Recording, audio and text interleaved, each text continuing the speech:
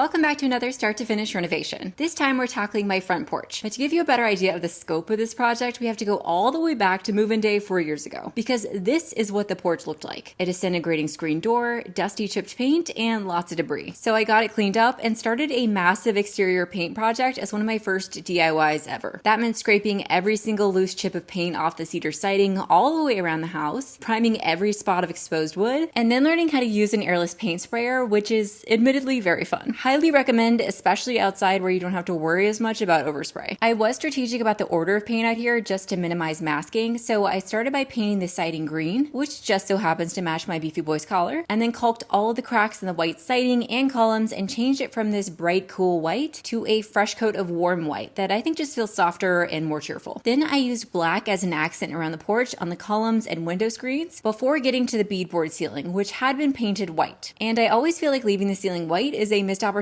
for something more fun. So I started by scraping off the loose paint and then discovered the original color, a beautiful haint blue, which is what I painted it back to. Fun fact, blue porch ceilings deter wasps from building nests because they confuse it with the sky. And I can verify that that is true because the wasps all relocated their nests after this. And I just love this color combination with the green, white, black, and blue. I'm obsessed with color and I went through like 20 different greens to find this one, and I'm just so happy with how this turned out. Last up was the porch floor, which had been painted the same color as the house, just a very dirty blue, and I again scraped, primed, and then painted it a soft brown that I think works perfectly with the other colors, and also is very good at disguising dirt. From there, I got to decorating with brass kick plates and fun seating, and I even built a cedar porch swing from scratch, and it finally started feeling like a cozy space out here. And all along the way, my trusty Beef was by my side. Speaking of Beef, I'd like to thank Purina One for sponsoring this video. Over the past month, while I've been finishing up my front porch, Beef has been taking Purina One's 28-day challenge to see if switching to Purina One would improve his overall health and energy. When I found Beef living on the streets 5 years ago, he was a raggedy tomcat who looked like a buff wrestler. So I gave him the ring name Lil Beefcake, befriended him, got him fixed, and then we became inseparable. As I learned to renovate my house, he's become the best supervisor a DIY girl could ask for. He's now 7 and technically a senior, which pains me, and his days as a street cat have been coming back to bother him with stiff joints and lower energy. And when I see a problem, I've got to fix it. So that's when we started the Purina One 28-day challenge. First, I took their Find Your Formula online quiz to find the right food for Beef, placed my order, and then began introducing him to his new Indoor Advantage Senior formula. And making the switch wasn't hard because Beef loves the taste, because real meat is the #1 ingredient. It has all the vitamins and minerals that a pet needs to thrive in a formula that's easy to digest and absorb nutrients. From there, I joined a call with one of Purina One's veterinary experts to learn what I could expect from the challenge. Okay, I just got off a kickoff call with one of Purina One's veterinary experts. Her name's Dr. Callie, and I have a lot to share. So first up, I figured out why Beef loves his new Purina One formula so much, and it's not just because real meat's #1 ingredient, I did know that,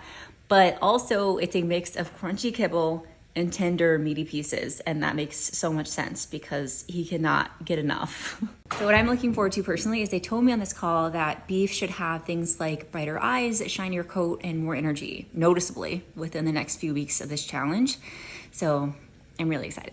I also learned what makes Purina One unique. It has 100% nutrition with 0% fillers, natural ingredients with added vitamins and minerals, a microbiome balance aided by prebiotics, and high digestibility, so it's less likely to cause stomach upset when switching foods. And sure enough, I started seeing improvements in Beef after just the first week. He's always loved food, but never quite like this. Yes, this is him trying to rub his scent on the bags to keep the other cats away. I told you, he's in love. He also started feeling more playful and less grumpy, and actually showed an interest in toys for the first time in a long time. By week 2 of the challenge, Beef wasn't just showing an interest in toys, he was playing like he hadn't in years. When I first rescued him, this was his favorite thing to do, beat up his tennis ball. But he hasn't been interested since well before I rescued Hope and Pippin 2 years ago. So this was really exciting to see. By week 3 of the challenge, Beef's appearance noticeably changed. His coat became shinier and silky to the touch, and his eyes brighter and more alert. From what I've learned, that's because Purina One contains added vitamins, minerals, and nutrients that can lead to visible differences. He also started tolerating the other cats more and even showed an interest in playing with them. Beef is a notorious grump, so this was a very surprising and unexpected turn of events. I can only imagine it's because his joints are feeling better and he's more playful and happy in general. I just wish I'd noticed his stiffness and made this change sooner for him. Beef just wrapped up the final week of the Purina One 28-day challenge, and here's what I can say for sure. He's a changed cat. The beef 28 days ago acted old and grumpy, and now he's back to acting like the beef I remember from years ago. I'm so glad we made this change for him. If you want to take the Purina One 28-day challenge for your pet too, head to Purina One's Find Your Formula online quiz to get started on the right track. So here's a reminder again of where the porch started. Here it was after paint, and that brings us to present day, where it's finally time to address the issues with the front steps and door. First up, the steps are sinking. They always have been. They're super heavy 80-year-old concrete and just sinking right into the soft ground, so the top step is a full 4 inches higher than the rest, which trips everyone from the mailman to my dad. It's really been a lawsuit waiting to happen, so let's fix it. I started by hiring my foundation guys to come out, jack up the steps, and install new footers that will last the test of time. Then I used a solid concrete stain on the steps because I wasn't a fan of this mottled brown look from before. I think 1 coat of the solid stain was perfect because 2 would have made it just look a little too much like paint to me. Then finally, to make sure no one trips and falls again, I got to work on installing railings. First, I used my hammer drill to install the post supports with expansion bolts, which looks intimidating, but is actually pretty straightforward, especially since I already learned this on my parents' back porch last year. Once I got the posts in place, the rest was just following assembly from this railing kit I bought. The nice thing about it is that you can buy the post sleeves, trim, and railings separately so that you can mix and match the color scheme. This allowed me to perfectly match the railing columns to my front porch columns, which just makes me happy. I bought these one-handed clamps just for this project. They held everything in place so I could make marks with pencil, cut the railing to size on my miter saw, and then get everything installed. This is probably possible to do solo, especially with clamps, but it was definitely easier with another pair of hands. And work is always more fun with my sister Brittany helping. I could have left it there, but I'm extra, and my house should be too. So I cut, stained, sealed, and installed cedar handrails to go on top that add a little warmth to all the black and white out here. I also added some unnecessary but perfect little black trim to the columns that tie in exactly with the front porch columns. I even calculated the proportions to get the perfect spacing because I'm nuts and I love it. Now here's a reminder of these stairs before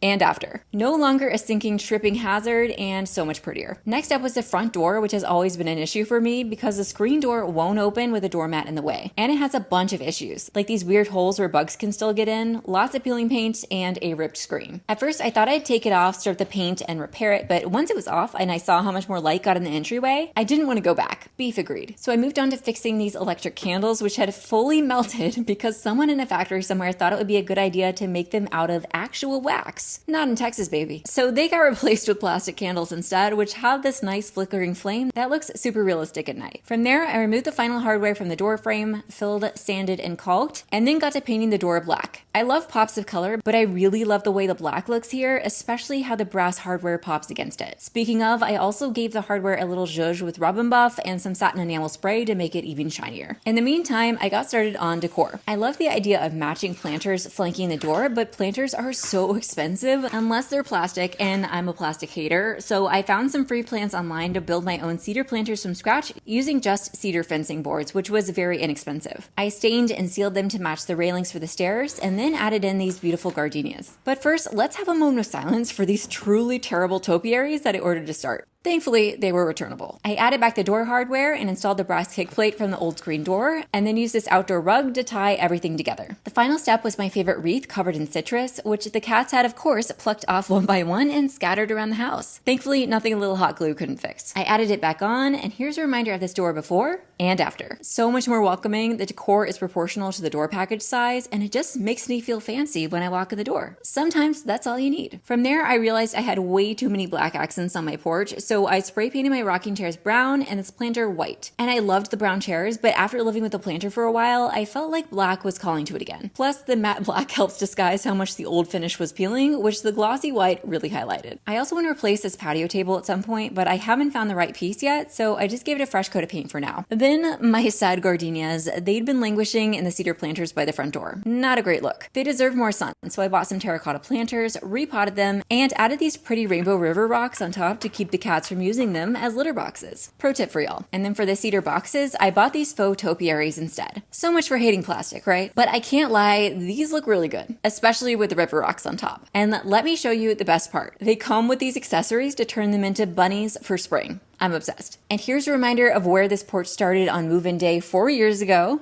And here's what it looks like now. Every little zone on this porch now makes me happy. The front steps with their railings and the welcoming front door, this loungy little side porch area, and of course, rocking chair cuddles with baby beef. I'm sure I'll continue to add more over time, but I love where it is right now. So now that you've seen the full front porch transformation, I'd love to know what you think. What's your favorite detail?